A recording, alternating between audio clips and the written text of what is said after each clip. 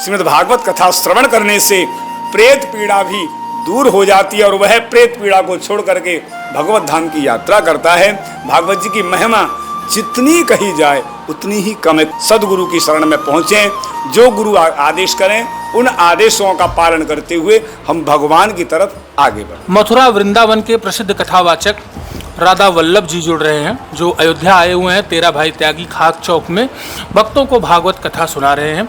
इनकी भागवत कथा में लगभग 2500 से अधिक भक्त शामिल हुए, जो मध्य प्रदेश के विभिन्न जिलों से आए थे और भागवत कथा सुने।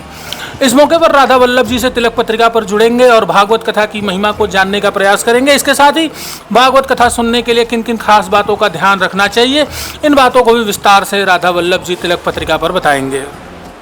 हमें यदि भक्ति पथ पर चलना है तो सबसे पहले सदगुरु की शरण में पहुंचना चाहिए, उन सदगुरु की सेवा करनी चाहिए, क्योंकि सदगुरु से ही भगवान मिलते हैं। प्रयच्छति गुरप्रीतो वैकुंठम योगी दुर्लभम, भागवत जी के महात्म्य में बड़ा सुंदर श्लोक है।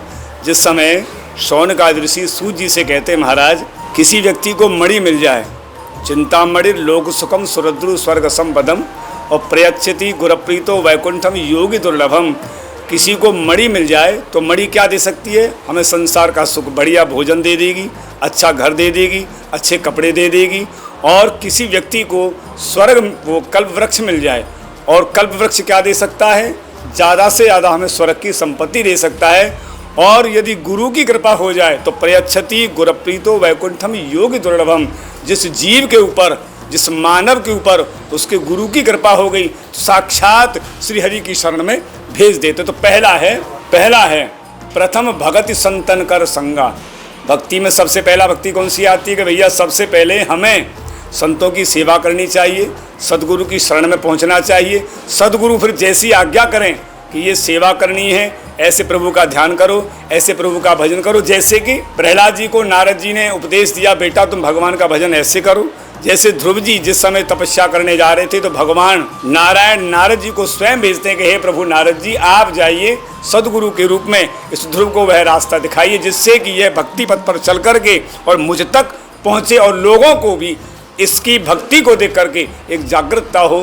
तो भक्ति का सबसे पहला लक्षण, सबसे पहला स्वरूप है सदगुरु की शरण में पहुँचें, जो गुरु आदेश करें उन आदेशों का पालन करते हुए हम भगवान की तरफ आगे बढ़ें। भगवत गीता का पाठ आप यहाँ सुना रहे हैं, वही भागवत कथा, उसमें भगवत गीता के ज़्यादा प्रमुख अंश होते हैं। तो जरा भागवत कथा की महिमा एक बार तिलक पत्रिका पर बताइए, भक्तों को किस प्रकार से यह प्रभावी होती है। श्रीमद् भागवत महापुराण कोई साधारण ग्रंथ नहीं है, साक्षात प्रत्यक्षा वर्तते एतद वांगमयी मूर्ति प्रत्यक्षा वर्तते हरि। श्रीमद् भागवत महापुराण ठाकुर जी का वांगमय स्वरूप है, प्रत्यक्ष स्वरूप है, प्रत्यक्ष कृष्ण एव ही। जिस समय भगवान इस पृथ्वी पर से अपने धाम की यात्रा करने लगे तो उद्धव जी महाराज वहाँ पधारते हैं। उद्धव जी ने कहा, प्रभु आप जा रहे हैं और आपके जाते ही यहाँ पर कलयुग आएगा। इस कलयुग में इन मानवों को शीघ्रातिशीघ्र तारने का साधन आप मुझे बताइए। तो भगवान कहते, मैं जा नहीं रहा हूँ, मैं एक रूप से इस भागवत महापुराण में विराजमान हूँ। तो भगवान तिरोधाय प्रविष्टोयम, भगवान एक रूप से श्रीमद् भागवत महापुराण में आकर के विराजमान हो गए। जो उनका वंदन करता है, जो श्रवण करता है, ये निश्चित है कृष्ण प्राप्ति कर्म शाश्वत। पहला प्रश्न आया है, शौनकादि ऋषियों ने प्रश्न किया कि हमें वो साधन बतलाइए जिससे हमें भगवान कृष्ण की प्राप्ति हो। इसका मतलब ये है कि भगवान कृष्ण की प्राप्ति करने का सरल साधन है श्रीमद् भागवत महापुराण। दूसरा है, यदि कोई व्यक्ति मरकर के भूत प्रेत योनियों में चला जाता है तो भागवत कथा सुनने से धन्या भागवती वार्ता प्रेत पीड़ा विनाशिनी, श्रीमद् भागवत कथा श्रवण करने से प्रेत पीड़ा भी दूर हो जाती है और वह प्रेत पीड़ा को छोड़ करके भगवत धाम की यात्रा करता है। भागवत जी की महिमा जितनी कही जाए उतनी ही कम है, क्योंकि भागवत कोई पुस्तक नहीं है, भागवत स्वयं कृष्ण है। अब बताइए ठाकुर जी के बारे में आप क्या बोलेंगे?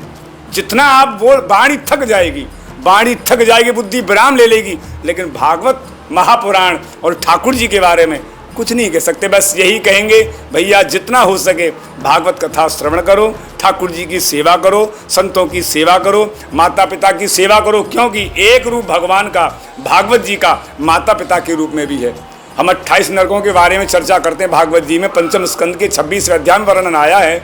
सुखदेव जी कहते हैं कि जो व्यक्ति अपने माता पिता की आज्ञा का अनुसरण नहीं करता है, जो व्यक्ति माता पिता की अवहेलना करता है, उस व्यक्ति को नरक भोगने पड़ते हैं। तो भागवत कथा सुन करके और भागवत जी का ध्यान करते हुए हमें अपने जीवन को इस प्रकार से जीना चाहिए कि हमारा जीवन अंतिम सांस जब निकले तो हमें भगवान की याद रहे।